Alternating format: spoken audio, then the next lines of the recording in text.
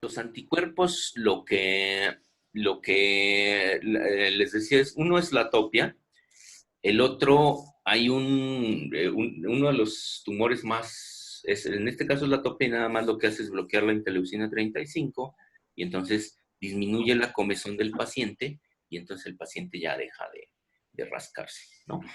En el caso de linfoma, el linfoma es uno de los tumores que más se van a encontrar en su trabajo. De hecho, todos utilizan como receta los protocolos que hay, que son 4. Entonces, utilizan en perro, estamos tan atrasados, por decirlo así, que ni siquiera sabemos si el linfoma es de linfocitos B o es de linfocitos T, el cáncer. ¿Por qué es importante conocer esto? Porque el linfoma de linfocitos B es tratable y tiene mejor pronóstico de vida. Y el de linfocitos T es altamente maligno y normalmente el paciente no vive más de 2 o 3 meses y no responde a los tratamientos. Lo mismo sucede en el humano, es exactamente lo mismo. Los linfomas de células T son muy agresivos y los de linfomas de células B son mejor tolerados, ¿no? Entonces, los linfomas, las células tumorales del linfoma de linfocitos B tienen una molécula en su membrana que se llama CD19. Entonces, CD19 lo expresan todos los linfocitos B, los sanos y los tumorales. La diferencia es que los tumorales lo expresan en enormes cantidades en su membrana. Entonces, el anticuerpo que se fabricó es un anticuerpo monoclonal que va dirigido contra CD19 como antígeno. Entonces, cuando a un paciente, en este caso al perro y al humano, le inyectan el anticuerpo anti-CD19, lo que va a suceder es citotoxicidad mediada por anticuerpos. Entonces el anticuerpo va a recubrir las células tumorales y los linfocitos B van a ser destruidos. El problema es que van a ser destruidos tanto los malignos del linfoma como los linfocitos B benignos. La ventaja es que como los malignos presentan mucha mayor cantidad de CD19 en su membrana, van a ser destruidos de manera principal, ¿no? Entonces, obviamente los pacientes sufren una inmunosupresión transitoria, pero el anticuerpo destruye completamente al linfoma. Y además permite con esto que haya activación del sistema inmunológico. Entonces, en perros hay como unos 3 o 4 nada más anticuerpos monoclonales disponibles. Y como les decía, los costos pues son elevados. El de CD19 en México no está todavía funcionando. En Estados Unidos ya lo venden regularmente.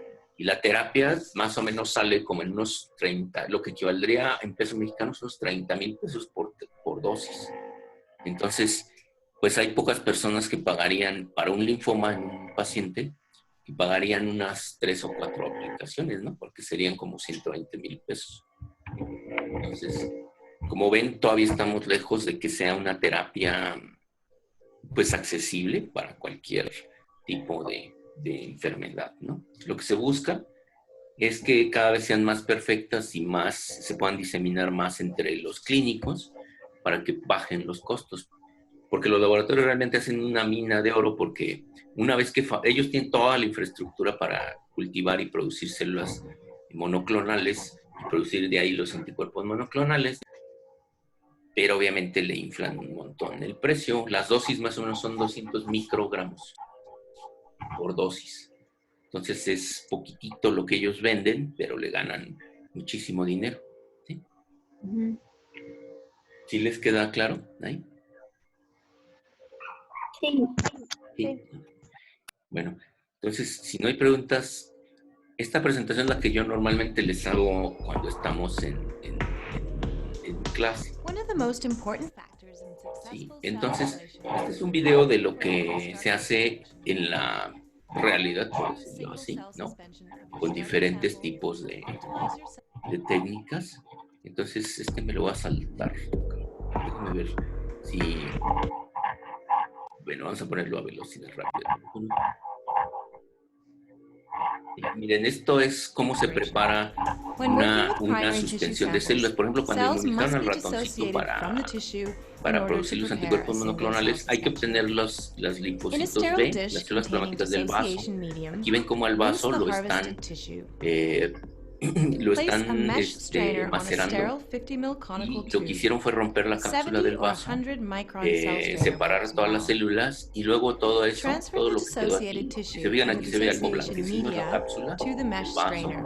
lo Gently pasan pass the por esta dissociated cubeta que lo tissue que va a hacer through es the dejar puras strainer. células y con el émbolo de la Wash the jeringa tissue in lo que cells. se hizo fue macerarlo más y hacer que aquí al fondo solo pasen las puras células blancas y rojas.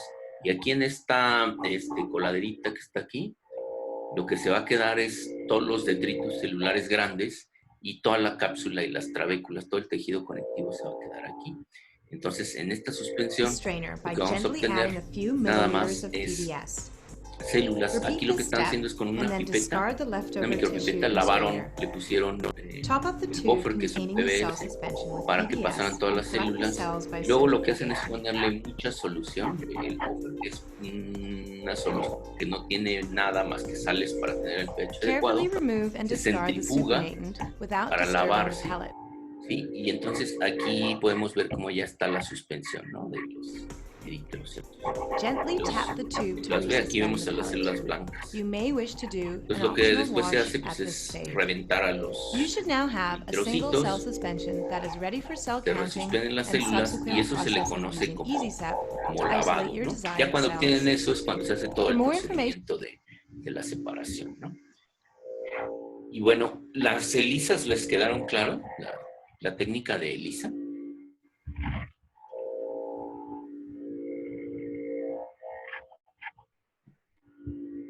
¿No? ¿Sí?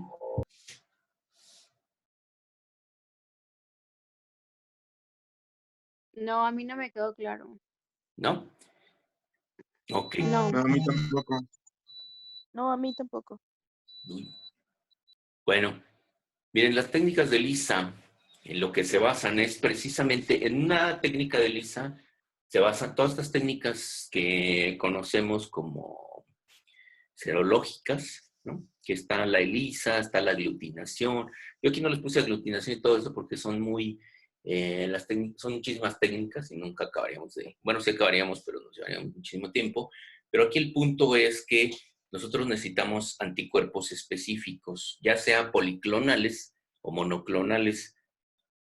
Si lo único que queremos es detectar a un antígeno, y no es muy difícil hacerlo, por ejemplo, vamos a suponer que yo quiero detectar si hay partículas virales en las de moquillo en el suero de un paciente, entonces, si es todo el virus, yo puedo producir un anticuerpo policlonal porque es más barato. ¿Cómo se produce un anticuerpo policlonal? En el momento en que inyectaron al ratón con el antígeno y este ratón empezó a producir células y empezaron a circular anticuerpos en contra de lo que se les inyectó, pues se le saca el suero, la sangre al ratón, se le saca toda la sangre al ratoncito. Si fuera un conejo, se le saca sangre al conejo, y si fuera un caballo, se le saca sangre al caballo.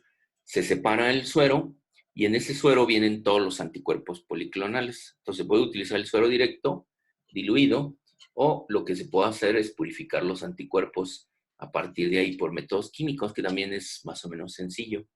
Si quiero un monoclonal, entonces pues ese ya el laboratorio es el que lo produce tal cual como vimos. Se escoge el mejor anticuerpo contra el virus del moquillo, que sea muy sensible, es decir, que si hay muy poquitito virus circulando en sangre, de todas maneras ese anticuerpo se le pueda unir. Entonces, se aprovechan los anticuerpos que detectan fácilmente a los antígenos en una técnica, en muchas técnicas, pero hay una muy sensible que se llama ELISA, ¿no?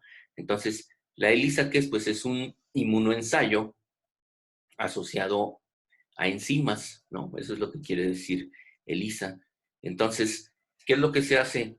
Se debe de fijar en una placa, dependiendo del tipo de ELISA. Hay muchos tipos de ELISAs, dependiendo qué es lo que queremos detectar. Si queremos detectar antígenos o queremos detectar anticuerpos. Esto es bien importante porque a mí me llueven las preguntas de nuestros colegas que están allá en las clínicas trabajando, porque luego mandan a hacer una técnica, por ejemplo, una ELISA contra moquillo, y no saben si cuando les dio positivo quiere decir que está enfermo el paciente, es decir, que tiene el moquillo. ¿Por qué? Porque no Pero saben si qué es lo que la ELISA para detecta jornada. para moquillo, ¿sí? Entonces, Si la ELISA para moquillo detecta anticuerpos contra moquillo, no quiere decir que el perro, si le sale positivo, no quiere decir que el perro esté enfermo de moquillo, quiere decir que tiene anticuerpos contra moquillo. Pero si la técnica de ELISA que piden o que se ofrece detecta al virus y le sale positiva, entonces sí quiere decir que el perro tiene circulando al virus del moquillo, ¿sí? Por eso es bien importante que Doctor, sepan qué es lo que detecta una prueba. Porque si detecta anticuerpos, lo que le está diciendo es que tuvo contacto con algo. Pero si detecta el antígeno, quiere decir que el paciente está enfermo. doctor, Y, entonces, ¿las ELISA se piden para diferentes cosas? a Por ver, se bajó el ejemplo, volumen, no escuché. las ELISA o sea, las pruebas ELISA se piden para diferentes cosas, como el ejemplo que nos dio del moquillo, o sea, para detectar que el perro tiene anticuerpos para el moquillo, se pide diferente, digamos, para detectar si tiene la enfermedad de moquillo. Sí. Bueno, en realidad lo que sucede es que los laboratorios ya te ofrecen las técnicas. Es decir, es de cuenta, tú consultas el catálogo de, por decir algo, de Zebra, ¿no? Aquí que ofrece algunas pruebas y ya te ofrecen, te dicen ELISA y ellos te dicen para qué es.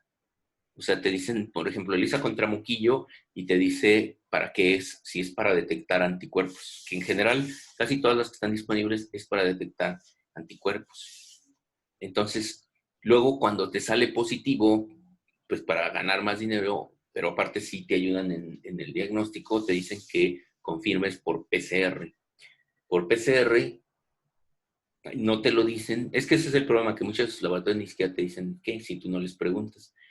Entonces, por PCR, que también por eso me interesa que entendieran el PCR va a detectar genes o RNA mensajero, quiere decir que un gen que está activo produciendo una proteína. Entonces, si yo me dicen que qué quiero, PCR contra moquillo o quiero ELISA, y yo les digo que ELISA, lo que ellos me tendrían que decir que detecta solamente los anticuerpos.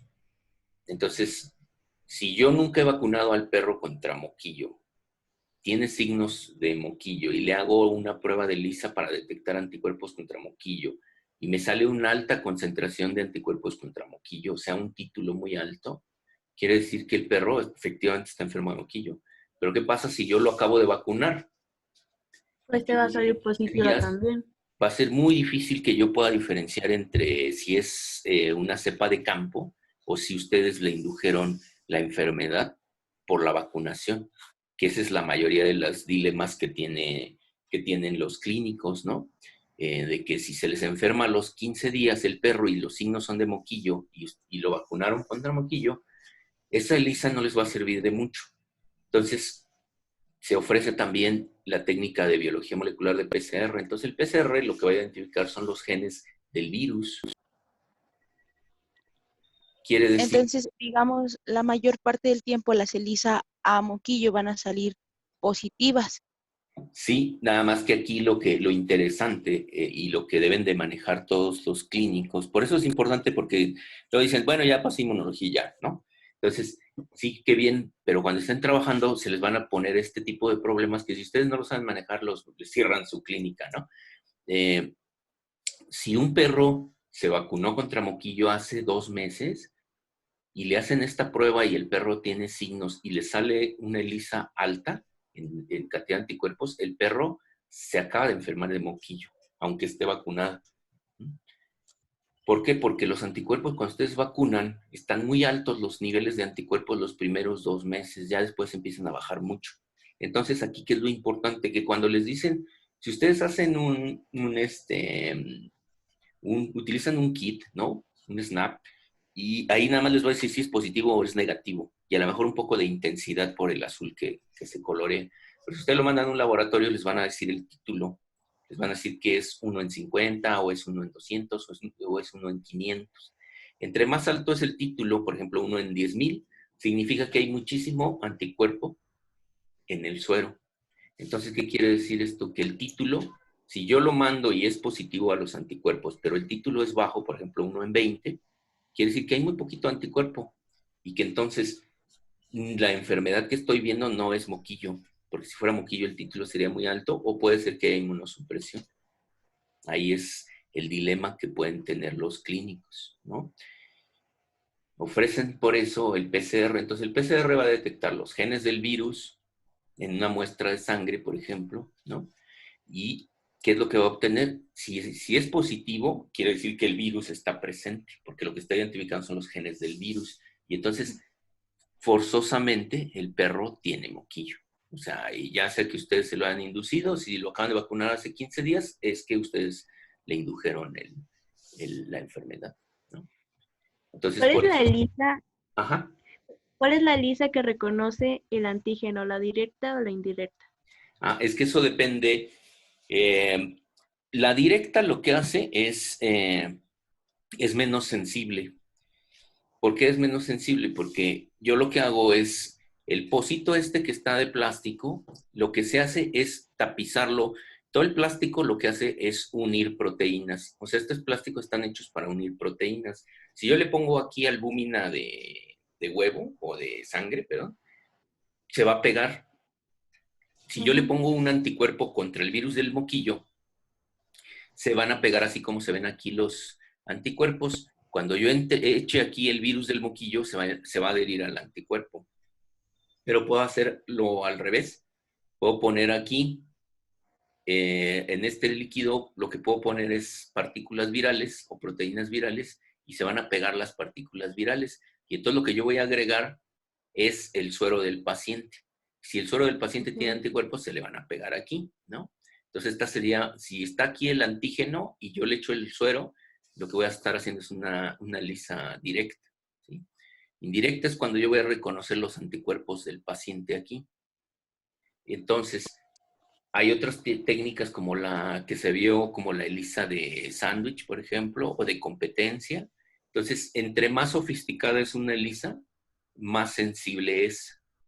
Entonces, realmente lo que se plantea es que si tú lo que quieres es exactitud y sensibilidad, entonces ese es el tipo de ELISA que vas a utilizar.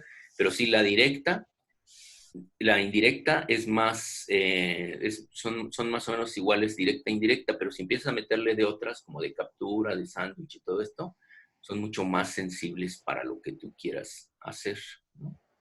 Y también depende qué tanto anticuerpo tenga el paciente y cosas por el estilo.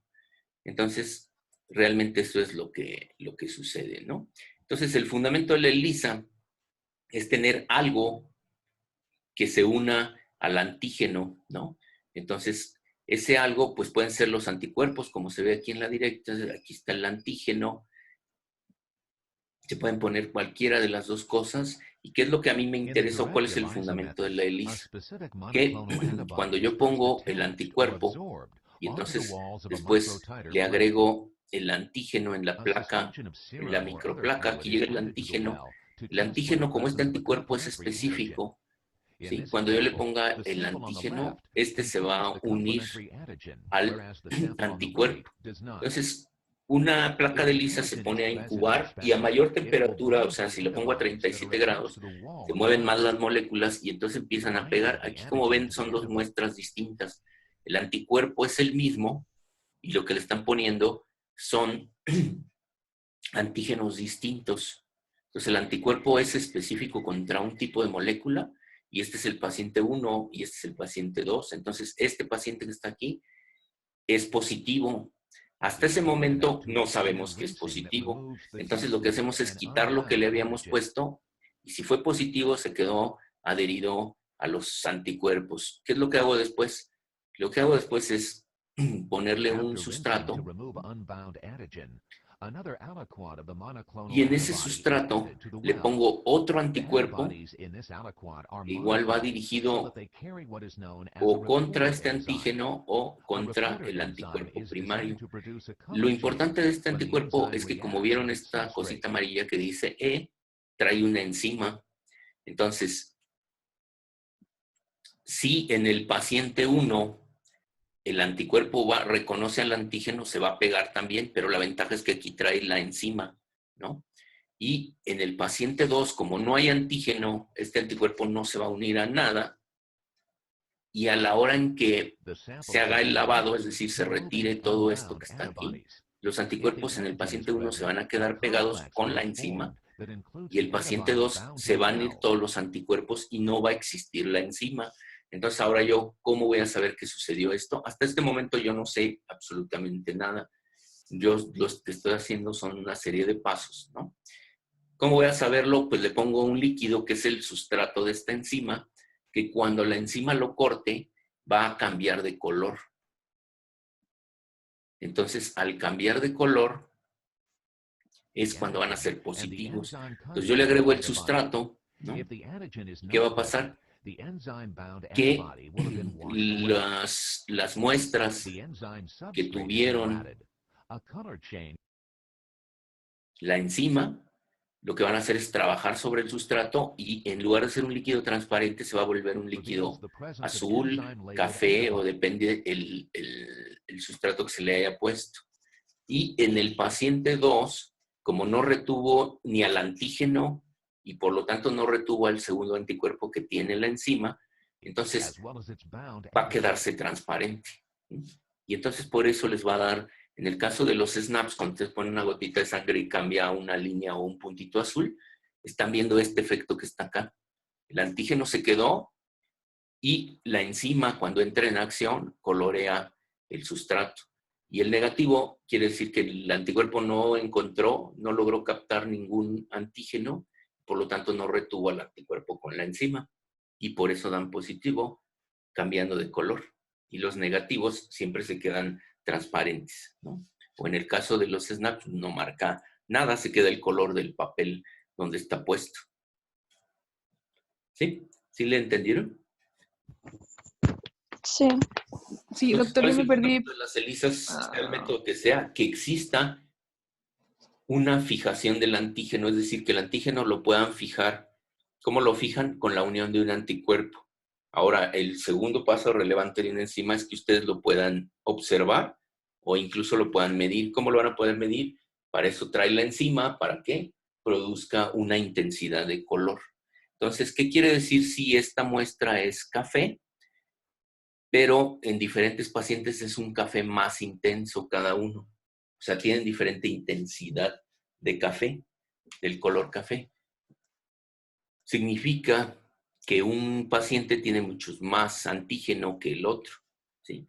¿Cómo lo van a saber cuánto tiene? Hay un aparato que se llama espectrofotómetro que mete en la placa completa, lo lee con luz ultravioleta y lo que ve les da en una hoja de Excel, les cuantifica cuánto tiene de intensidad cada color. Y entonces ustedes ya pueden decir, pues el paciente 1 tiene un título de 1 en 200, el paciente 2 tiene un título de 1 en 600 y el paciente 3 es negativo, ¿sí?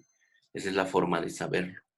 Entonces, por eso la ELISA, lo importante es entender que se utiliza un anticuerpo que va a capturar el antígeno o podemos utilizar un antígeno que se le va a unir un anticuerpo y ya sea que ese anticuerpo traiga la enzima o le agreguemos otro anticuerpo con una enzima, porque necesito observar la reacción. A ver si trae, ¿qué me trae esta cosa? Bueno, estos son el otro tipo de ELISA, ¿no? Que es la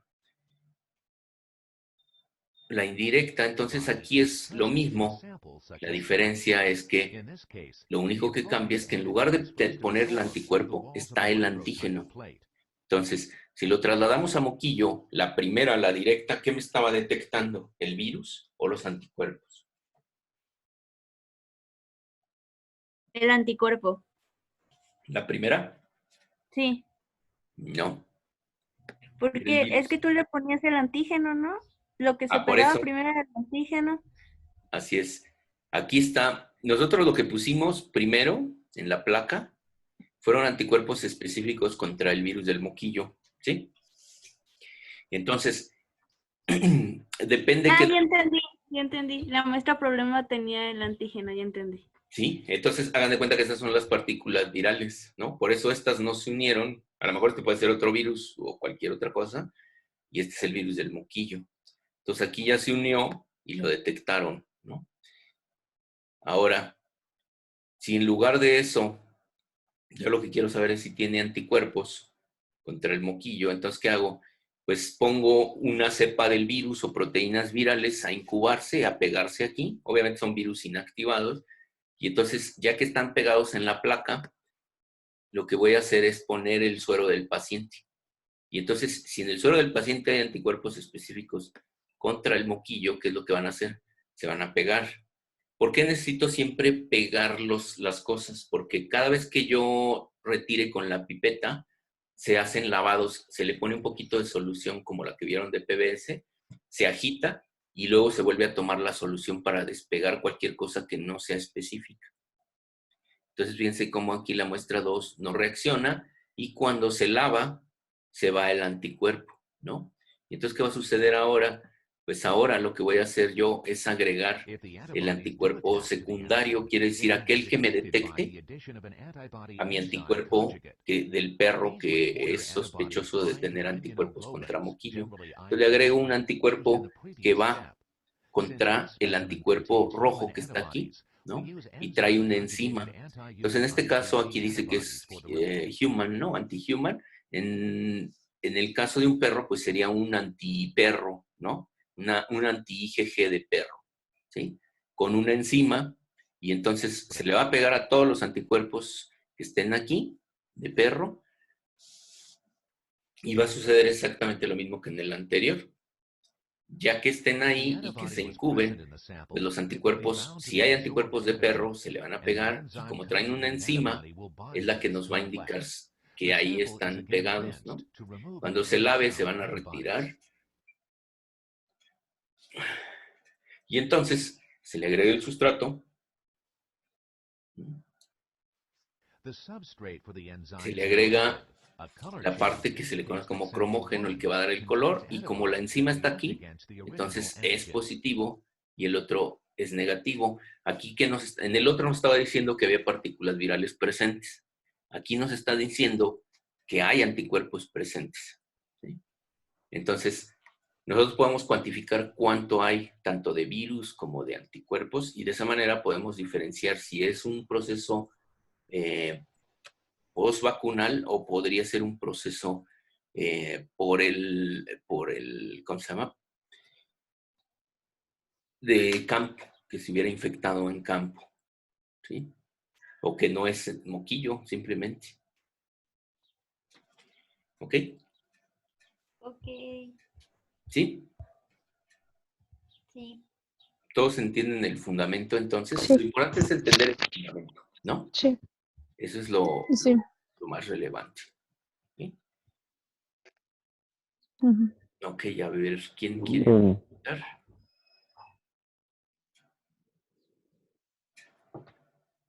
¿Nadie? ¿Quién Aquí quiere qué? me manda un mensaje que Griselda quiere preguntar. No, yo no. Ah, pues aquí dice que Griselda levantó la mano. Ay, perdón, es que no sabía que era eso. Y le piqué. Para que vean cómo este programa los tiene bien monitoreados, ¿no? Y todavía no tenemos video. Bueno, sí tenemos, pero no lo tengo yo activado. Bueno, entonces es muy importante las técnicas porque precisamente por eso los clínicos se hacen bolas y luego no saben qué hacer con tantos resultados. A mí incluso... Doctor, Sí, entonces siempre es bueno confirmar con un PCR o con una prueba de laboratorio lo que nos indica. sí, según el caso, porque hay casos, como les decía, si el problema es que el paciente no tenía vacunas, por ejemplo, en el caso del moquillo, entonces si sale positivo ¿cómo se llama? Si sale positivo a los anticuerpos, el perro tiene moquillo. O sea, es casi indudable que el perro tiene moquillo porque no fue vacunado. El problema de saber que se nos presenta, pues, es precisamente con los casos que son inducidos por vacunas o casos muy delicados, por ejemplo, lo que es leucemia, sida, felino. Si ustedes tienen un paciente que presenta todos los signos de una inmunosupresión y no saben si podría ser leucemia o de todas maneras va a morir, ¿no? Pero no saben si es leucemia o si es sida. Si hubiera tratamiento, que pues hay un poco de tratamiento contra leucemia, y quisieran saber cuál de las dos tiene, ahí sí está, ahí tendrían que hacer PCR y aparte tendrían que hacer ELISA para ver el título de anticuerpos, para ver qué virus es el que está presente y si está activo o no está activo. Si está activo va a haber muchos anticuerpos, si no está activo no va a haber anticuerpos como tal. Entonces, no siempre tienen que recurrir a todas las técnicas. Depende si el caso clínico es confuso. Entonces, por eso es muy importante que ustedes sepan qué técnicas tienen disponibles, qué mide cada técnica, para que ustedes vayan decidiendo qué hacer. Porque hay gente que hace de todo y de todas maneras no llega al diagnóstico porque no lo sabe interpretar. O sea, el problema es que no lo sabe interpretar, ¿no? Y eso es lo más peligroso, porque obviamente no lo van a decir ustedes al cliente, oiga, es que no sé para qué me sirve todo esto, ¿no? Porque los va a demandar, ¿sí? Bueno, Sí, entonces, gracias. miren, esta técnica que es la inmunohistoquímica, es una técnica que es la que yo hago en el laboratorio. Bueno, yo en el laboratorio puedo hacer cualquiera. Tengo equipos para hacer ELISA, para hacer inmunohistoquímica, para hacer PCR y todo esto, pero esta inmunohistoquímica es muy importante. La inmunohistoquímica lo que se hace es como si fuera una ELISA, pero en el tejido. Es decir, yo tengo un anticuerpo que lo que busco es que me reconozca si en secciones de tejido, así como se hacen para histología, está presente lo que yo quiero saber. Por ejemplo, esto se hace con la rabia, con el virus de la rabia. Cuando, no sé si ya vieron que, por ejemplo, si hay un caso de rabia, lo que tienen que hacer es pues, sacrificar al paciente, o si ya está pelas, pues le toman una muestra de cerebro, lo mandan al diagnóstico, en este caso el antirrábico es el único que lo puede mandar, y lo que hacen es hacer cortes del cerebro y le ponen un anticuerpo contra el virus de la rabia. Entonces, las proteínas del virus de la rabia se expresan en la membrana de las neuronas de los astrocitos. Entonces, cuando le ponen los anticuerpos, que eso también lo pueden hacer con moquillo, le ponen los anticuerpos contra el virus de la rabia, estos traen, en este caso de la rabia, se prefiere en vez de una enzima para producir un color, se prefiere que en lugar de una enzima traigan una molécula fluorescente. Entonces, cuando lo ven al microscopio de fluorescencia, brillan las células positivas.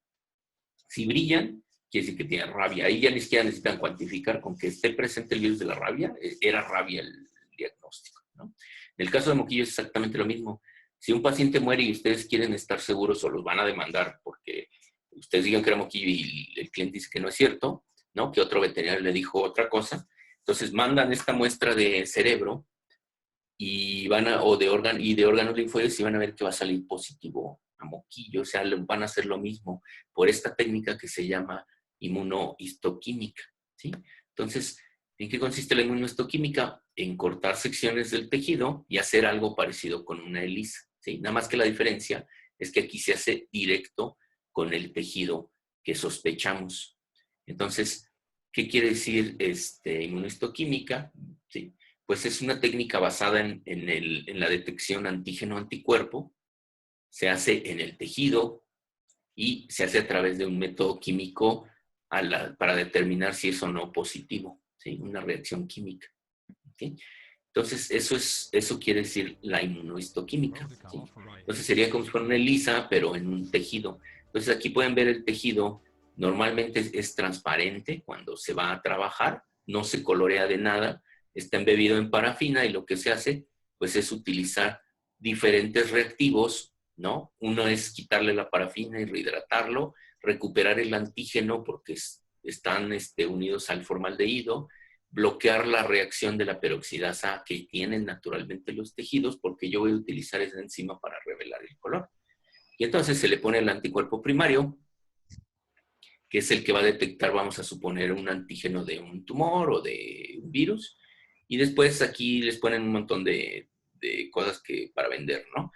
Entonces le ponen el anticuerpo secundario para ver si se detectó, como en el caso de la ELISA, el anticuerpo secundario es el que trae la enzima. Si vamos a suponer que estamos buscando un virus aquí, el virus del moquillo en un ganglio, entonces el anticuerpo secundario, como en la ELISA, se va a quedar con la enzima que trae y cuando se le ponga el cromógeno, ¿sí? Se va a dar un color distinto. Entonces, Me voy a ir brincando esto para que vean cómo se hace con pisetas, se va lavando y se le va poniendo gotitas de cada cosa. Ahí se está dejando incubar. Ahí le ponen una cosa que es para aumentar la reacción y luego le van a poner el anticuerpo secundario y lo dejan incubar, si se fijan ahí dice 30 minutos a temperatura ambiente, ¿no? Para que el anticuerpo busque a su antígeno y reaccione. Después le ponen el cromógeno y lo revelan bajo microscopio o lo dejan 30 segundos a un minuto, dependiendo la potencia que tiene el anticuerpo para encontrar su antígeno. Luego se lava con una piseta y fíjense cómo ahí está coloreado. Todo lo que se ve café es positivo a lo que estén buscando. Por ejemplo, si fuera un virus, todo eso sería. ¿Para qué nos sirve la inmunohistoquímica? Además de ver que es positivo, porque se ve en el tejido qué células o qué componentes del tejido son los que están infectados o los que son positivos. Vamos a suponer que es cáncer. Yo lo que veo con esto es, vamos a suponer que este es un tumor maligno y mandé a hacer la inmunohistoquímica de la biopsia que hice. Aparte de que me va a decir que sí es positivo a ese cáncer, me va a decir, vamos a suponer que este es intestino y esta es la mucosa y esta es la submucosa. ¿Qué me estaría diciendo aquí? Pues que nada más el cáncer está en la mucosa, que todavía no está metiéndose hacia adentro de la submucosa. ¿Y eso para qué me sirve? Si soy yo el cirujano, lo que voy a saber es qué es lo que voy a reseccionar y hasta dónde lo voy a hacer, porque ya me dijo la inmunohistoquímica dónde está el tumor, ¿sí? Si está involucrando mucosa o está avanzando a otros tejidos. Y entonces así es como se va a observar. Luego lo contratiñen con hematoxilina de color azul para contrastar el café. Y entonces lo ven al microscopio y vean cómo en el microscopio se ve todo lo que es positivo es café. Todas las células que están en café del tejido son células positivas y todo lo que se ve azul es negativo. Entonces, si se fijan, esto es una glándula y aquí lo que está demostrando es la molécula de un cáncer que está presente nada más en el tejido glandular, ¿sí? Acá en el tejido conectivo prácticamente no hay nada positivo. Quiere decir que el problema pues fue el cáncer, ¿no? ¿Sí? ¿Les quedó clara esa técnica? Sí. ¿Sí? Ok, bueno, me voy a brincar esta de microscopía confocal. Microscopía confocal es algo muy padre porque se ve más o menos así, se ven las células, o sea, se ven como tridimensionales. Sería como le hicieran una tomografía color a una célula. Vean, por ejemplo, esto, ¿sí? Y eso se utiliza porque se utiliza en varios campos con un láser para detectar colores y entonces se arma la tomografía que les toman, que en realidad la tomografía pues son cientos de radiografías que se superponen una sobre otra para crear un efecto tridimensional, ¿no? Y entonces ustedes pueden visualizar cualquier cosa. Pueden agarrar una célula como esta y aparte de que la ven, la pueden girar para poderla revisar por todos lados, tal cual como lo hacen con una tomografía. Entonces es la ventaja de la microscopía confocal. Nos permite ver en 3D y a veces en tiempo real lo que está sucediendo en una célula, ¿no? Esta no se utiliza tanto para diagnóstico, sino más bien para investigación de procesos inmunológicos o de otro tipo, ¿no? Como en el caso del cáncer. La que me interesa es citometría de flujo y el PCR. Entonces creo que citometría de flujo, no sé si la entendieron. No es muy complicada, pero no sé qué tanto le entendieron. Yo no mucho, Doc, si pudiera explicarlo otra vez. Oh, bueno, se los voy a explicar rápidamente antes de que nos saque Zoom, ¿no? Que quiere que le pague $15 mensuales. Entonces está muy caro el dólar para estar pagando eso, ¿no? Ya si alguno de ustedes quiere donar $15 In this mensuales, animation, we adelante, will ¿no? introduce you to the Bueno, flow cytometry experimental technique. la citometría de Flow flujo cytometry is used to count and precisamente, analyze the déjenme, size, shape, and properties of individual la citometría de flujo nos permite aprovechar muchas cosas. Lo primero, pues, es el hecho de que tenemos un citómetro de flujo como este. Este citómetro, por ejemplo, este es un citómetro que se llama Faxcalibur Así se llama el modelo. Este es donde yo aprendí en un citómetro de este tipo. La ventaja que tiene un citómetro de flujo es que nos va a dar muchas características de las células, tanto su morfología como su tamaño, pero además todo eso que hemos mencionado, que si es expresa CD25 y que si es CD4 y que si es CD8 y que si hay un correceptor llamado CD3, en el caso de las tumorales CD19, todo ese tipo de cosas es porque una célula está tapizada de moléculas distintas en su membrana. Entonces, ¿cómo voy a saber yo, por ejemplo, que un paciente no tiene células reguladoras y que ese es el punto de su enfermedad para yo tratarlo con inmunoterapia? Pues necesito un citómetro de flujo como este, donde yo le puedo poner un anticuerpo monoclonal que detecte CD25 y CD4 para yo saber que existen células que están expresando mucha cantidad de CD25. Entonces, ¿qué es la citometría de flujo? Bueno, aquí ven ustedes el equipo, ¿no? Y la ventaja es que cada paciente este tubo, de hecho, está un poco grande, pero se pone un tubo donde va una suspensión tan chiquitita de células que es muy fácil trabajar, ¿no? Con ellas. Si se fijan, aquí lo que se está haciendo es poner la suspensión, como vimos, de células, pero está diluida porque lo que va a hacer el citómetro de flujo es esa suspensión de células, las va a absorber y las va a pasar de una por una. Todas las células que ustedes pongan, por ejemplo, más o menos para que se den una idea de qué tan eficiente es la citometría de flujo, para leer en sangre, por ejemplo, cuántas células reguladoras hay o cuántas células NK o si aumentaron o no aumentaron después de la vacunación, etcétera. Con 10 microlitros de sangre, 10 microlitros de sangre es 10 veces menos de una rayita de una jeringa de insulina. Entonces, con 10 microlitros de sangre, ustedes pueden evaluarla en el citómetro de flujo. Lo único que hacen es incubarla con los anticuerpos. Los anticuerpos se le pegan a las células que tengan positivo, por ejemplo, CD25, y las vuelve células brillantes, ¿no? Entonces, el citómetro, ¿qué es lo que va a hacer? Va a forzar a que las células pasen de una en una, y al pasar de una en una pueden ser medidos por diferentes láseres y por la luz, ¿no? Entonces, los láseres, ¿qué es lo que van a hacer? Aquí se ve como cuando yo pongo la muestra, ¡pum!, empieza a chupar la muestra. Cuando las células van de una en una, formaditas, pasando, lo que van a hacer es que producen una sombra, ¿no?, que va a decirnos acá atrás el tamaño de esa célula y van a producir difracción de la luz que va a ser captada acá. Entonces, la difracción lo que va a hacer es que entre más complejo sea el citoplasma, es decir, a mayor cantidad de elementos que tenga en su citoplasma, por ejemplo, los neutrófilos pues tienen muchos gránulos, los basófilos también tienen muchísimos, los linfocitos no tienen.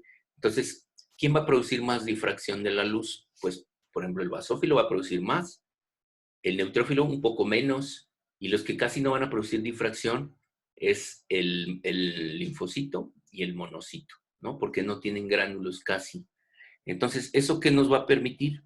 Es que el software las vaya acomodando de acuerdo, por ejemplo, aquí está su tamaño, ¿no?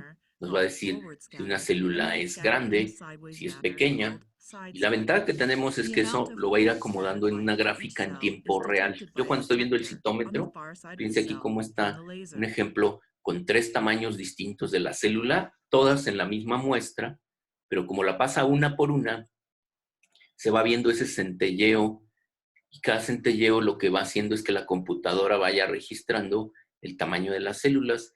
Cada tamaño que detecta y cada complejidad distinta, lo que hace es acomodarla en una gráfica, en un plano cartesiano. Entonces los empieza a acomodar y obviamente se empiezan a juntar todas las que son del mismo tamaño y de la misma complejidad, ¿no? Y entonces aquí pasó una y me dio un tamaño, ¿no? Fíjense cómo aquí lo está marcando como un histograma, ¿no? Entonces me está diciendo cuáles son las que tienen más. Este histograma, por ejemplo, lo que les está diciendo es, aquí cada pico que se ve son células que tienen diferente tamaño. Por ejemplo, esta tiene un tamaño, esta tiene otro, ¿no? ¿Qué es lo que estoy viendo? Que, por ejemplo, aquí hay células, las que son más pequeñitas son en menor cantidad que las que son grandotas. Y aquí hay menos diferencia entre ellas, y aquí están iguales, y aquí son más, las células más chiquitas y aquí son menos las células más grandes. ¿De qué me sirve esto? Porque simplemente por tamaño yo voy a saber que algo está mal. Por ejemplo, si lo que hay en mayor cantidad son células pequeñitas que son linfocitos, probablemente estoy enfrentándome a una linfocitosis que podría ser maligna, ¿sí? Entonces, nada más con el puro tamaño ya The empiezo graph a plot with the amount determinar of algo. forward La scatter ventaja que lie tiene la on the citometría es que x-axis todos se los and the pone number of aquí cells on the y y-axis. el software The solito va a amount of hacer toda la side-scattered estadística. light is detected by a detector located perpendicular to the Entonces, path of the ahora laser que es lo beam. que este sensor que Side-scatter está is acá, proportional to the esto shift es in lo the que se le llama intensity. la complejidad. Cuando viene la luz, vimos que estas que se ven acá, la luz lo que va a hacer es que se va a dispersar un poco por el tamaño y entonces la sombra de esa célula es la que nos va a producir de qué tamaño es. Pero también cuando la luz vaya atravesando a la célula, si es muy compleja, fíjense cómo aquí cada gránulo lo que está haciendo es provocar difracción de la luz. Entonces, entre más gránulos tenga, más difracción de la luz va a existir y la computadora lo va a registrar como una célula más compleja con más Of a gránulos. cell. Just Entonces, like with forward scattered cuando la light, célula the flow empiece a cytometer pasar, converts the lo que detected me va a side decir scattered light es into a cuánta voltage granularidad pulse, tiene. which is Entonces, si se directly fijan, las proportional to the células amount of side más scattered altas, light. ¿no? O sea, con el histograma más alto, acá, si empiezan a posicionármela acá arriba en la parte superior de este plano cartesiano, quiere decir que las células que estén aquí arriba son más granulares, menos granulares, y hasta abajo van a estar las que prácticamente no tienen gránulos.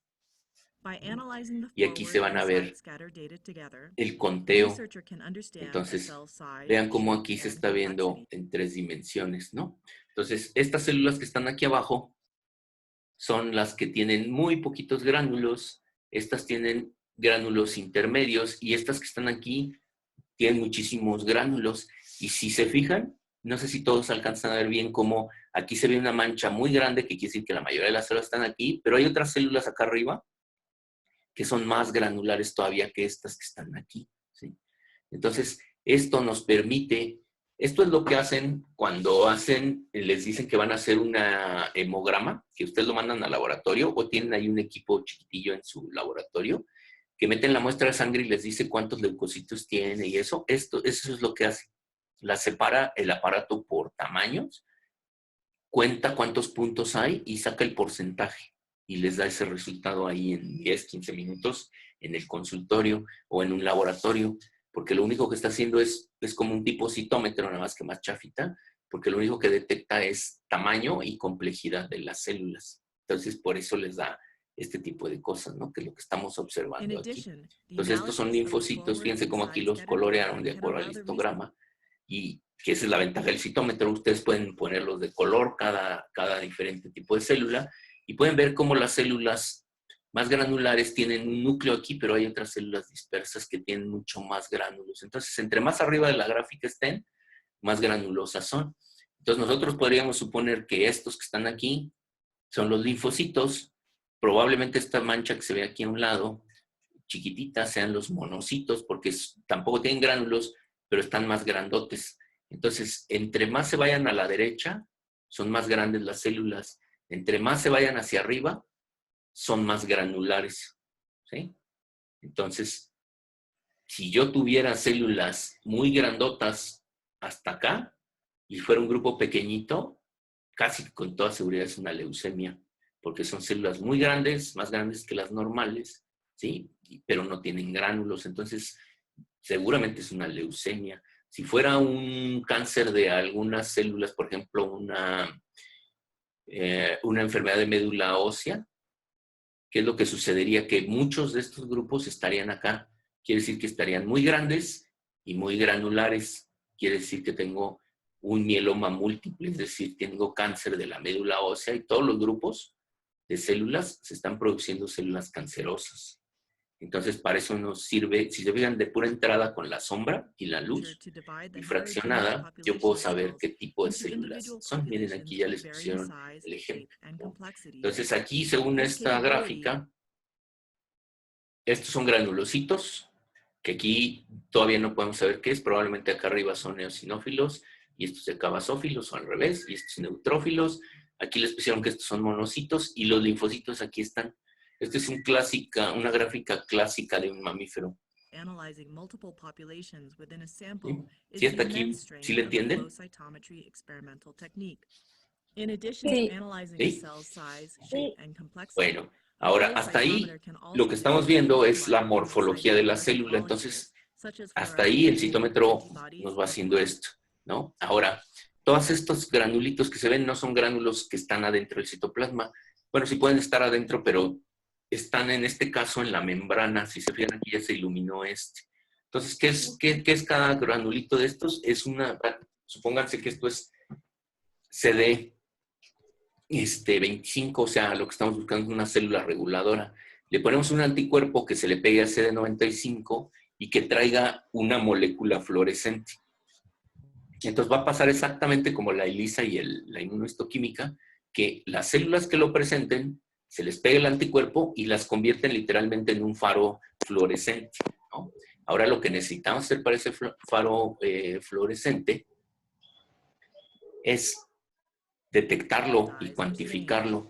Y podemos teñir, vamos a suponer que yo quiero saber si son CD4 y aparte son CD25, ¿no? Entonces, vamos a suponer que el verde es CD25, el color azul, el anticuerpo trae un fluorocromo de color azul que es contra CD4 y este fluorocromo de color rosa a lo mejor es contra CD45. CD45 es un marcador de memoria para saber si es un linfocito de memoria. Entonces yo quiero saber si es un linfocito T, si es un linfocito regulador y aparte si es un linfocito de memoria. Todo lo quiero saber al mismo tiempo.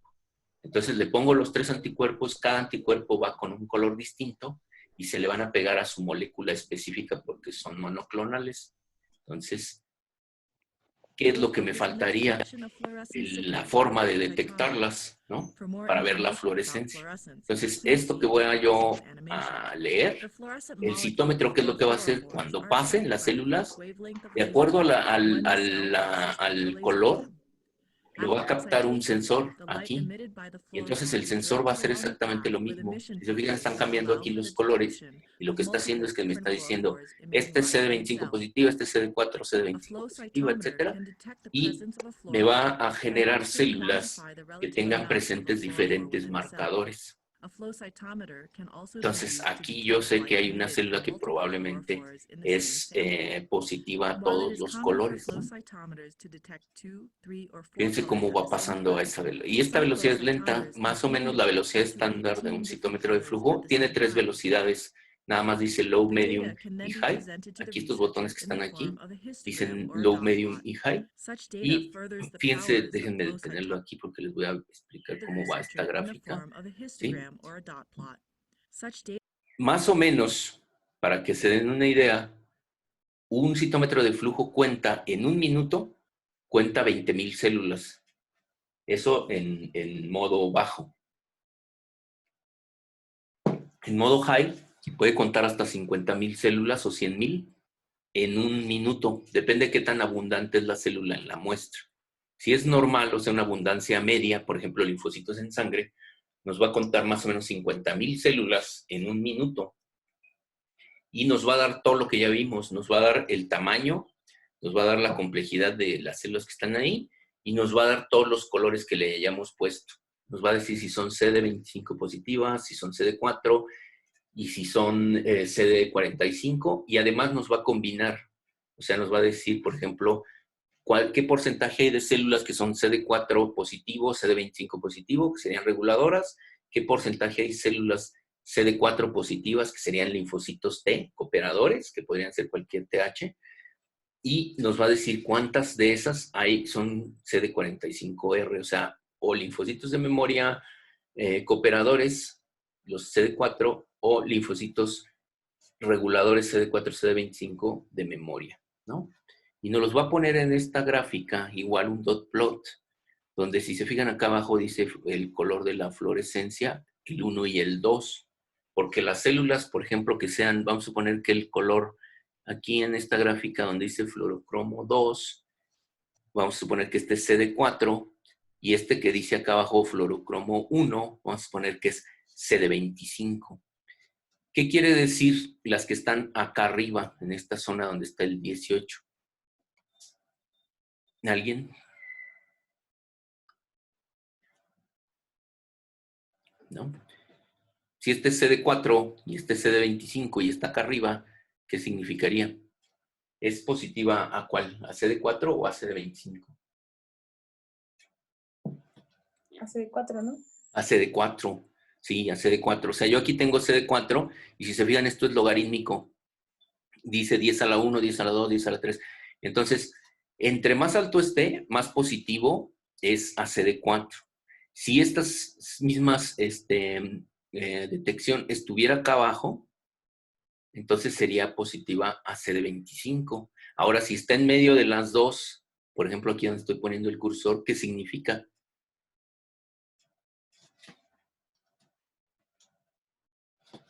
¿No? ¿Nadie? ¿Positiva las dos? Que tiene las dos. Entonces, ¿dónde están las células reguladoras?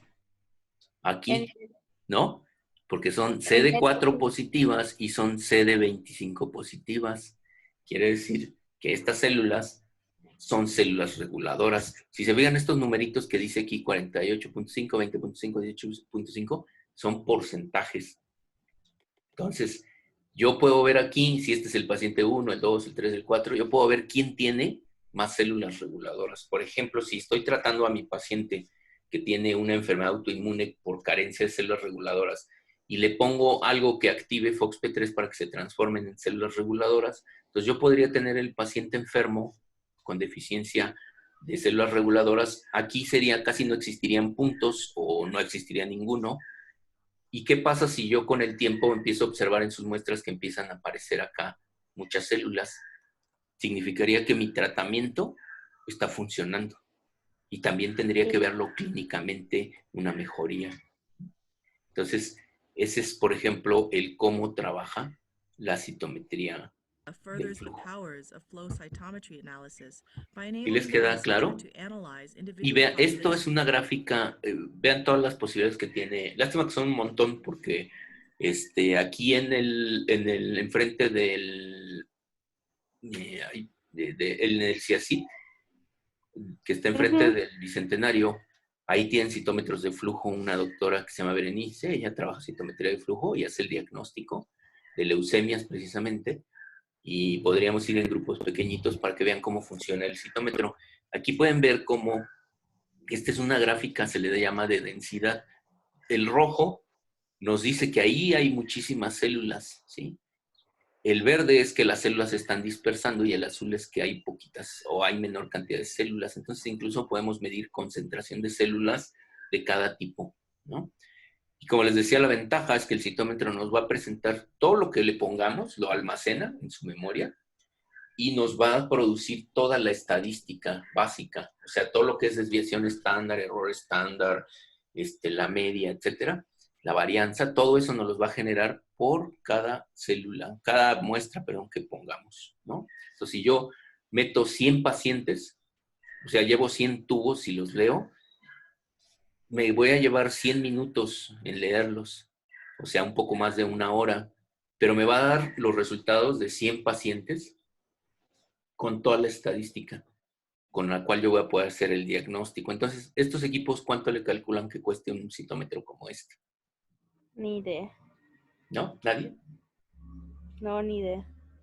Pues más o menos anda como en uno, bueno, ahorita con el dólar como está más, pero más o menos cuando el dólar estaba 18 o 16 pesos, un citómetro de estos está como en unos 7 millones de pesos. O sea, un citómetro de estos vale más que una casa residencial, ¿no?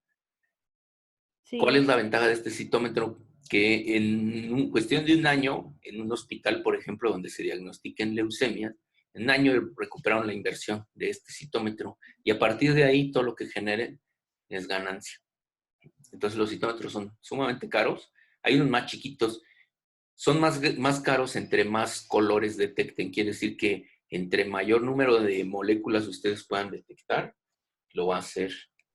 Ahora este es el citómetro para diagnóstico y para estudiar, por ejemplo, pura inmunología, pero el citómetro lo pueden utilizar para cualquier cosa donde lo que quieran diferenciar sea tamaños o tengan una forma de detectar fluorescencia.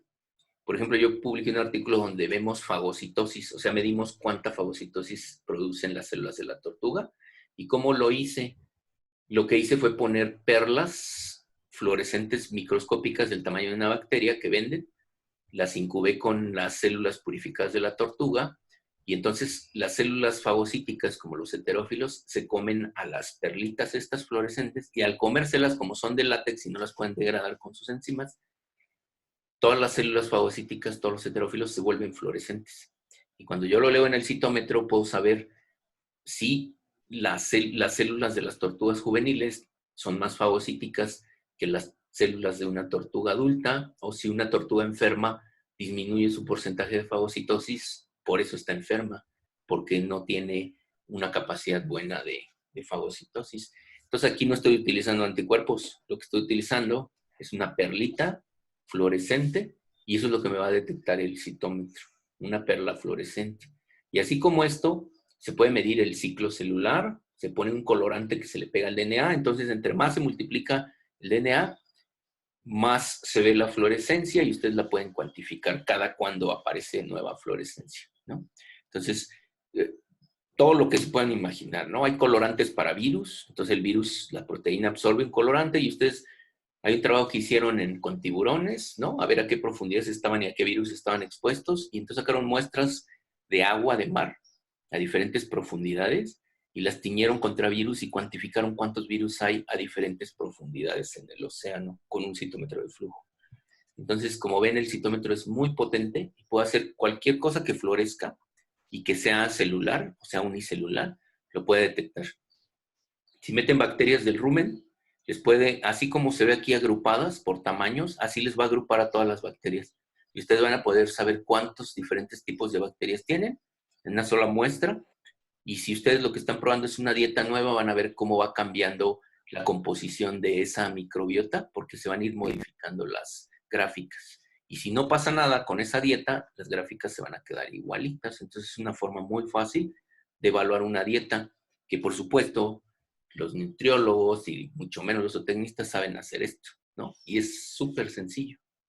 Y se podría evaluar muy fácilmente, ¿no? Si alguien se quiere dedicar a grandes especies y quiere ver nutrición, fácilmente puede hacer estos trabajos y no hay ningún problema, ¿no? Con el cells citómetro. within a heterogeneous mix of cells in the ¿Sí les sample. quedó claro más o menos? Sí. Sí. Em, Muy bien. Al que más adelante quiera hacer trabajos con citometría, nosotros estamos haciendo trabajos para identificar a las células NK en tortuga marina, precisamente con un anticuerpo que identifica las granzimas que tienen las células NK. Entonces lo que hacemos es incubar a las células de tortuga, las blancas, las purificamos, las incubamos con el anticuerpo y se leen en el citómetro de flujo. Entonces, si quieren aprender citometría, alguien lo puedo mandar ahora que se quite esto de la cuarentena a la Ciudad de México. Tengo 2 amigos que tienen citómetros y que ellos hacen citometría y los capacitan en todo, en purificar células, en leerlas, en usar el citómetro, y luego ya aquí hacen sus experimentos y los leen allá en el CIACIT de la universidad. Ese es comentario, por si a alguien después le interesa hacer citometría de flujo no nada más en tortugas, en otras especies, ¿no? En gatos, etc. Bueno, ¿alguien iba a preguntar algo?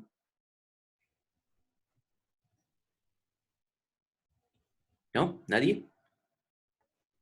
¿Todos dormidos? O digo, ¿todos contentos? Doctor, ¿el citómetro tiene alguna capacidad de memoria o alguna limitante?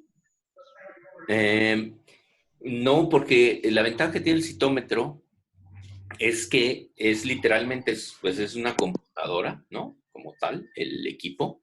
Entonces, la única limitante que tiene el citómetro es que se sature su memoria como cualquier computadora.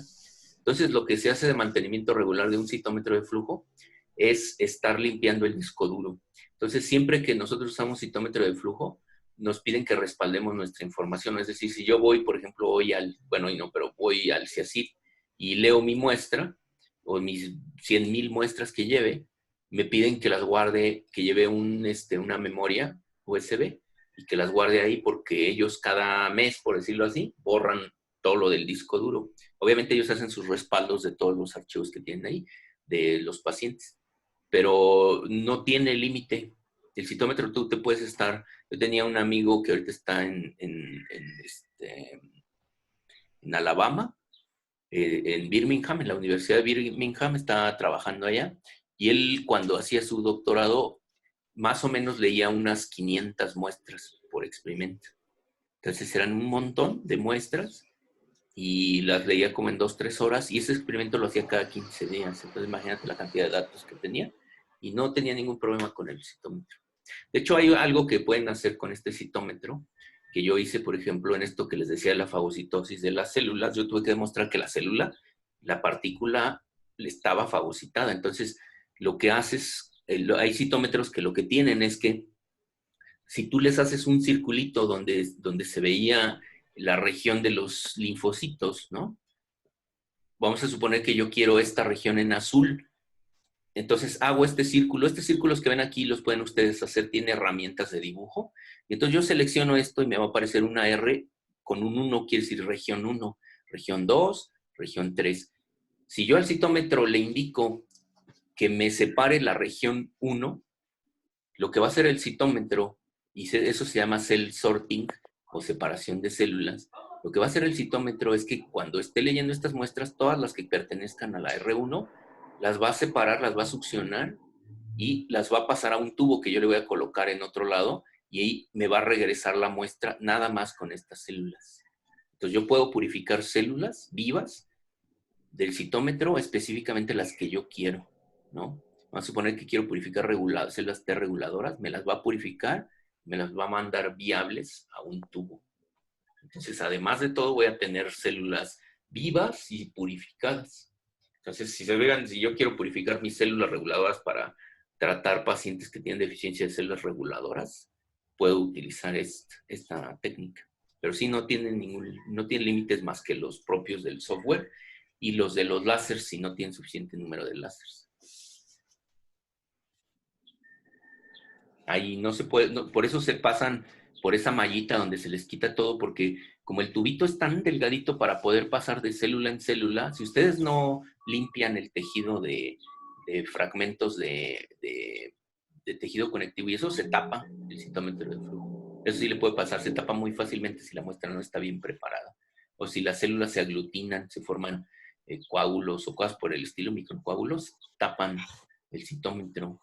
Y obviamente destapar un citómetro de flujo de esos no es como destapar un drenaje, ¿no? Entonces, les ha de salir como en unos 20,000, 30,000 pesos destapar un citómetro. Por eso a los estudiantes cuando los mandan, primero los entrenan muy bien y siempre los está supervisando un técnico, porque si tapan el citómetro, pues difícilmente un estudiante va a estar pagando 30,000 pesos por ese servicio, ¿no? Entonces, yo lo que hacía es que le metía cloro directo y se destapaba, pero no es lo más recomendable. Sí, esa técnica que no es muy buena, pero funciona, me la enseñó un doctor que él era asesor de Becton Dickinson, que es la empresa que más citómetros de flujo produce. Entonces él sabía esa técnica o sea, no le ponía cloro así, se lo aventaba o algo, le ponía diluido en un tubo como si fueran células y destapaba, ¿no?, el sistema, pero no siempre funciona. Bueno, otra duda, pregunta, comentario. ¿No? Bueno, si no tienen dudas ni nada, de todas maneras, si tienen dudas, si son dudas colectivas, lo pueden poner en la página y yo se las respondo. Si tienen una duda en particular, ya sea que me la pregunten aquí o me pueden mandar un mensaje o algo y yo se las contesto, ¿sí? Entonces, la citometría de flujo realmente tiene muchísimas aplicaciones. Hay cursos de citometría de flujo muy buenos. Les puedo pasar el link. Nada más admiten 15 personas porque les enseñan todo. Les enseñan la parte práctica y la parte teórica. Y después hay otro curso para que sepan analizar todos los datos que obtuvieron por citometría de flujo, ¿no? Si a alguien le interesan los artículos que yo he publicado con citometría de flujo, son sencillos, no están tan complejos para que los puedan entender. Y son en tortuga marina casi todos, ¿no? Bueno, entonces, el PCR, no sé si quieran verlo, lo vemos la próxima clase.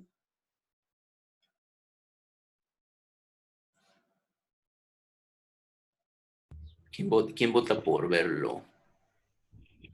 Bueno, Benito llegó apenas hace como 10 minutos, entonces No ha de saber ni qué juez lo tiene o ya está se debería ir, ¿no?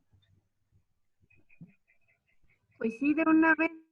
¿De una vez? Sí. ¿Lo vemos rápido? Sí. Bueno, vamos a verlo. El PCR es muy, muy importante porque junto con ELISA son de las técnicas que ustedes van a ver que se utilizan muchísimo. La citometría de flujo en humanos también es extensísima. Los principales diagnósticos con citometría de flujo, para lo que se utiliza, es clasificar el tipo de leucemia que hay. En humanos hay más, creo que son 27 o no sé cuántos tipos de leucemias distintas por cada grupo. Por células B, por células T, por células de médula ósea, etcétera. Pero son cientos de leucemias distintas y obviamente cada una requiere tratamientos específicos. Y el citómetro puede clasificar una leucemia. Bueno, ustedes, porque el citómetro no les va a dar nada, no les va a dar los datos. Pueden clasificar leucemias, ¿no? En cuestión de 1 o 2 días saben qué tipo de leucemia tiene un paciente.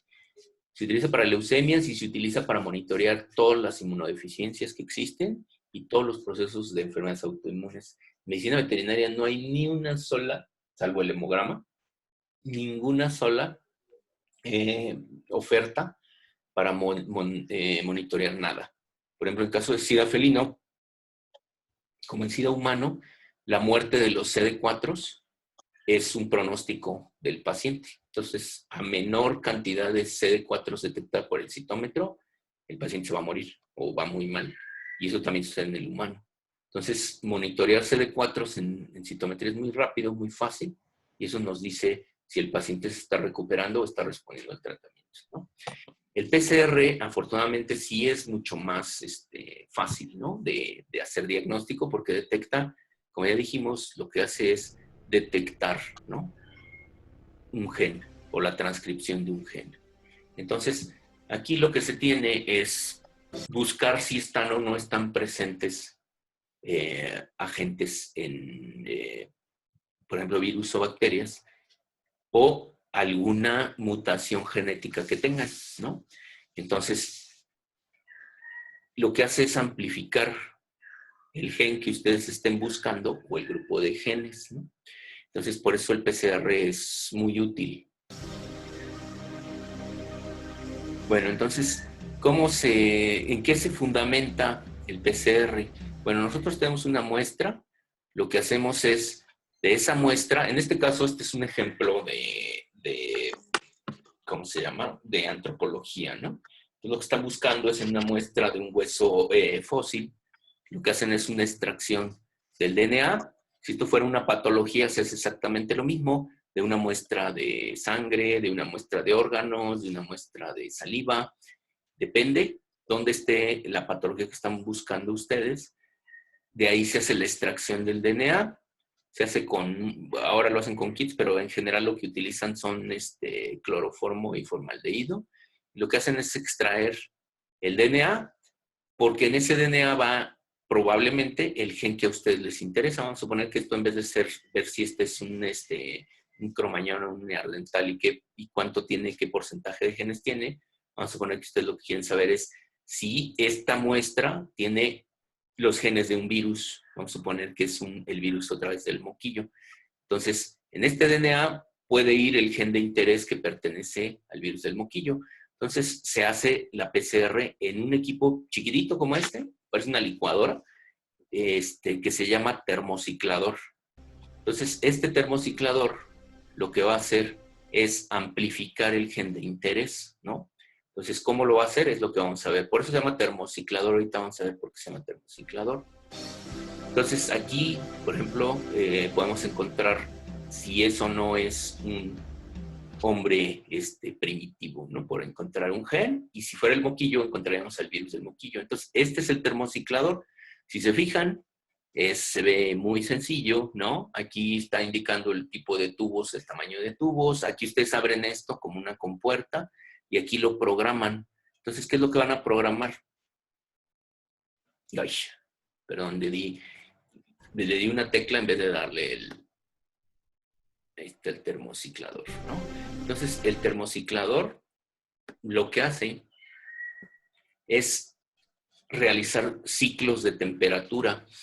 Es una plancha, ahorita a ver si la vamos a ver, donde ponen ustedes los tubos, los calienta, a las temperaturas que ustedes le programan durante el tiempo que ustedes le programan.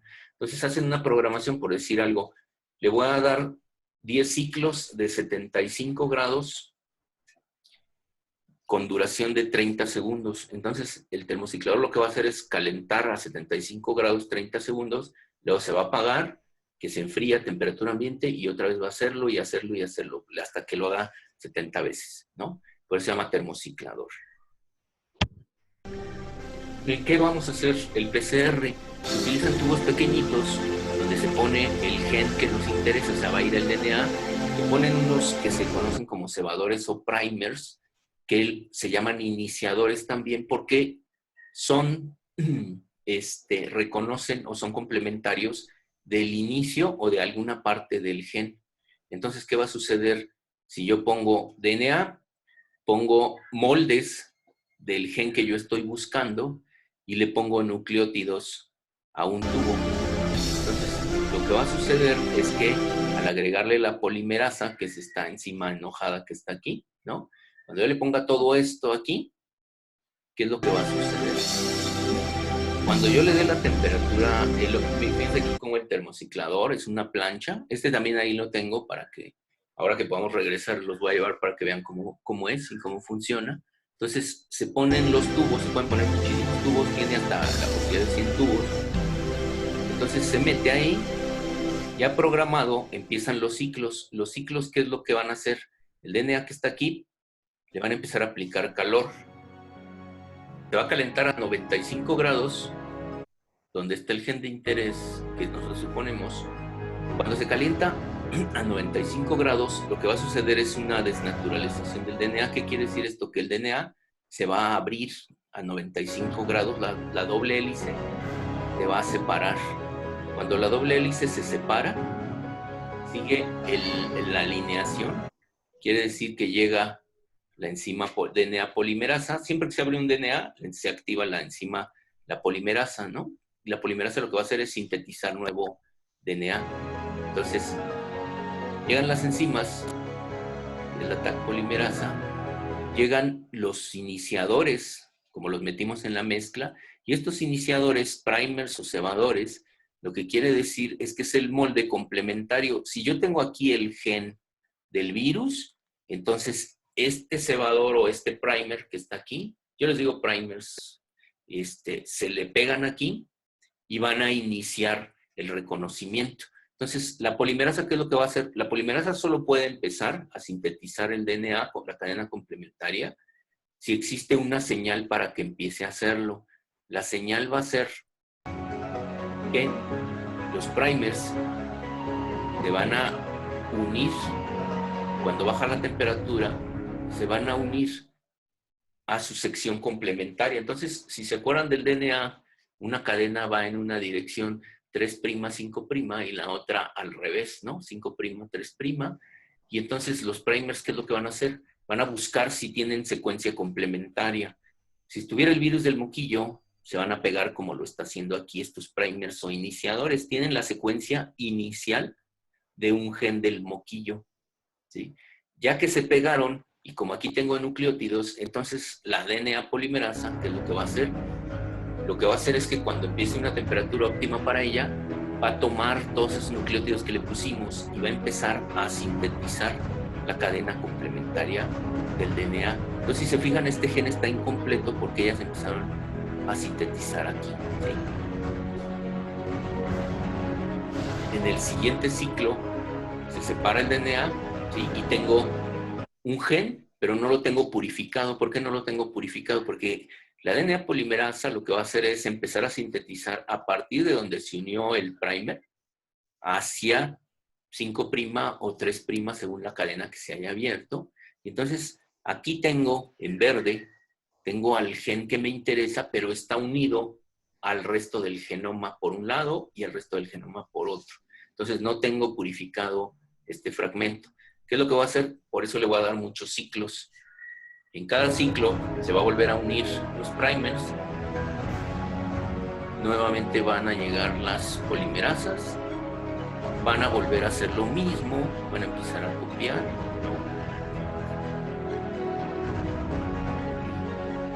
En En este caso, si se fijan aquí, ya empezó a quedarse nada más el gen completo. Todavía sigue teniendo, se vuelve a hacer otro ciclo. Vean cómo aquí ya tengo un gen modificado. Entonces, cada vez que yo haga un ciclo, la DNA polimerasa lo que va a empezar a hacer es exactamente lo mismo. Ahora, lo que está haciendo es que con este gen que ya está aquí purificado y lo va a copiar en 2. Y luego va a empezar a partir de ahí, lo va a empezar a copiar en grandes cantidades. Entonces cada vez voy a tener menos DNA entero y voy a empezar a tener los fragmentos. Entonces vean cómo el número de ciclos va aumentando exponencialmente. Entonces tengo el gen de interés y tengo la longitud correcta. Vean aquí cuántas veces en 18 ciclos ya son 262,000 copias del gen que me interesa, ¿no? Fíjense cómo fue exponencial. Aquí está en 8 copias y cómo conforme van aumentando los ciclos, en 7 ciclos ya tengo 114 copias del gen que me interesa. En el ciclo 10 tengo 1000 copias. En el ciclo 15, 32,000. 131,000 copias. 1,000,000 de copias en 20 ciclos del mismo gen que me interesa, ¿sí? 33 millones de copias en el ciclo 25. Fíjense cómo vamos de una sola hebra, cómo estamos obteniendo 1,000,000,000 de copias del gen que nos está interesando en solo 4 horas. Sí, ¿qué pasa si no estuviera el virus del moquillo? Cuando sacáramos este tubo, ¿cuántos números de copias tendríamos aquí? Ninguna. Pues ninguna, ¿sí? Y por lo tanto el paciente sería negativo. Ahora, ¿qué pasa si yo tengo diferentes muestras de diferentes pacientes y unos tienen como 1,000,000,000 y otras tienen 500,000 copias y otras tienen 10 millones? Significa que cada paciente tiene una carga viral distinta y el que tenga 1,000,000,000 es porque está saturado del virus y el virus lo está haciendo pomada, ¿no? Ese es lo que va a significar el PCR. Entonces, ¿cómo voy a saber que está ahí? Lo que hacen es, lo pasan, aquí ya no lo pusieron en estos mensos, o creo que sí, no lo pusieron.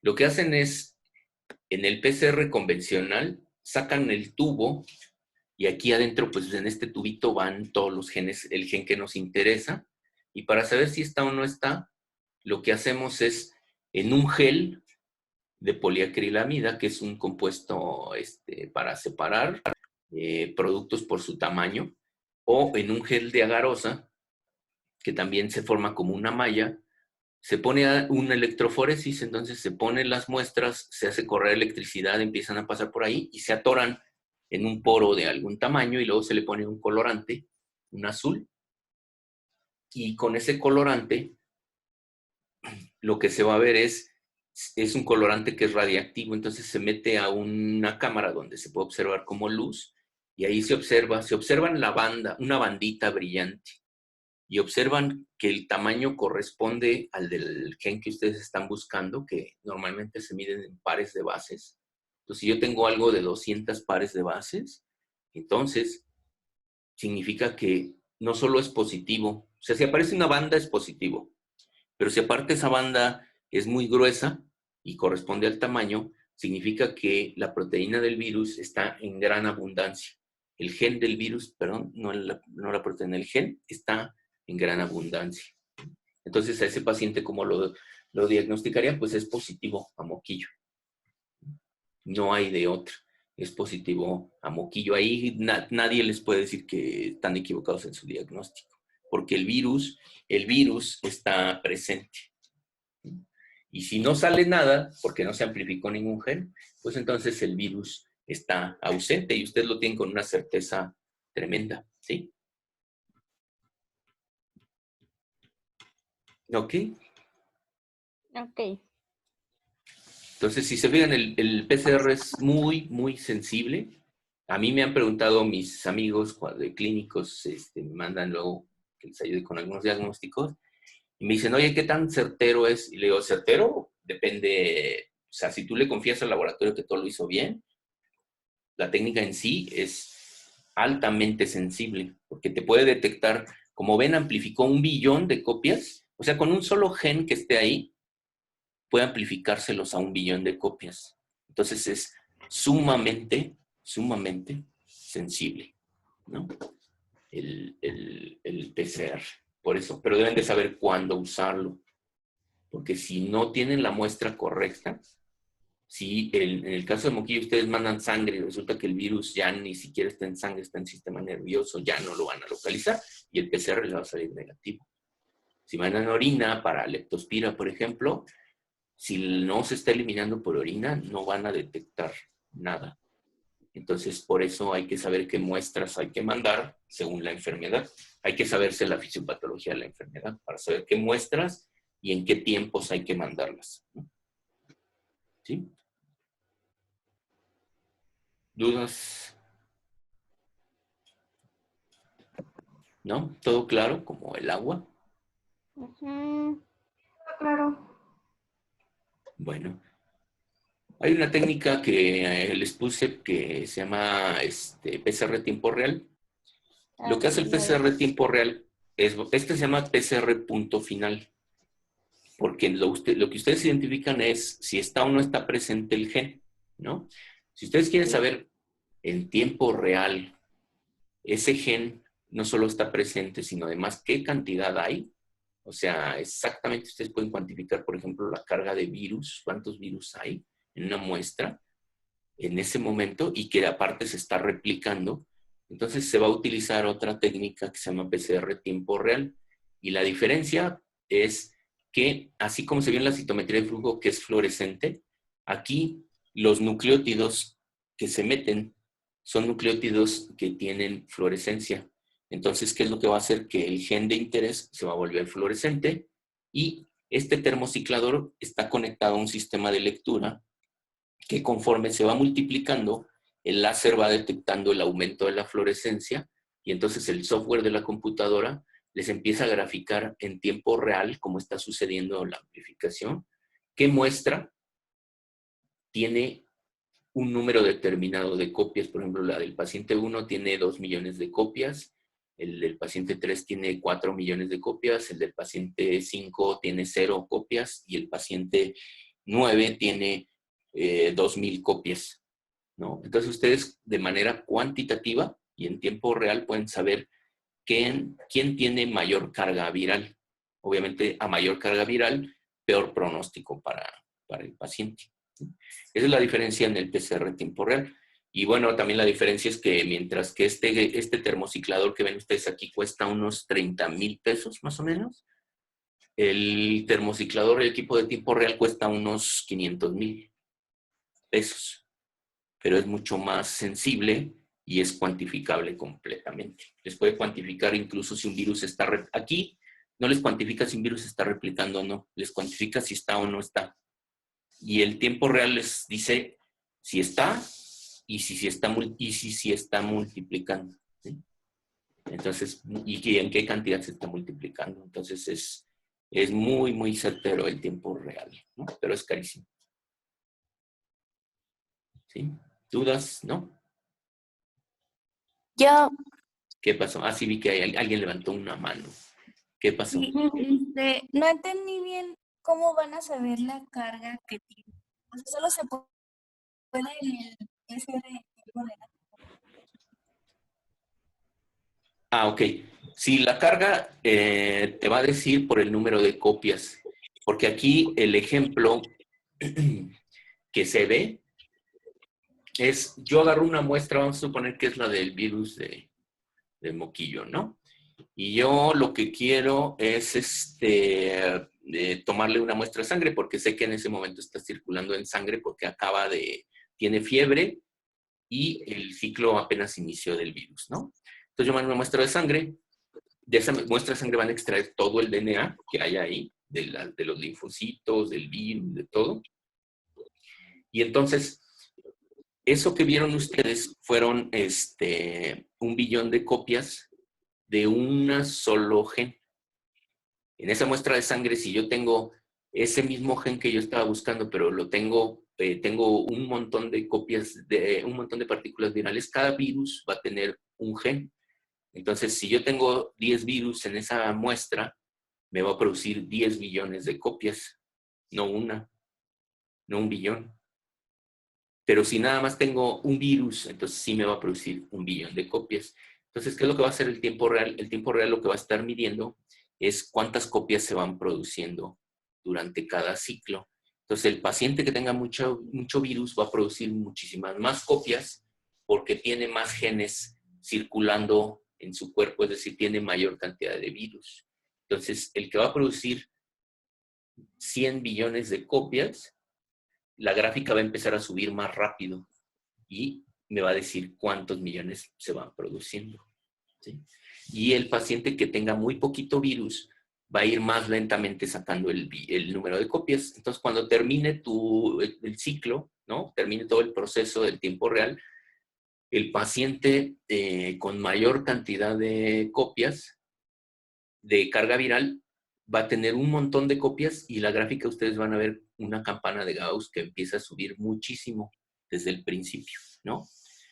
¿Qué quiere decir? Que ese paciente tiene mayor cantidad de virus porque se hicieron mayor cantidad de copias porque había más genes disponibles. Entonces, cada gen representa una partícula viral. Entonces, si yo tuve 1 billón de copias, el software hace un algoritmo para calcular cuántas copias iniciaron y entonces me va a decir el número de carga viral que hay. Entonces, al hacer la resta y su ajuste con su ya se me fue la palabrita. Bueno, con su cálculo matemático, lo que va a hacer es ajustarlo y entonces te va a decir, el paciente 1 tiene una carga viral de 100,000 unidades formadoras de placa, ¿no? Y el paciente 2 tiene 2,000 unidades formadoras de placa. Entonces, obviamente, el que tiene 100,000 unidades formadoras de placa tiene una altísima carga viral. Entonces, te lo va a detectar en base a la velocidad con que empiezan a aumentar el número de copias, porque tiene más genes presentes y cada gen es una partícula viral. ¿Sí? Ah, ok, gracias. De nada.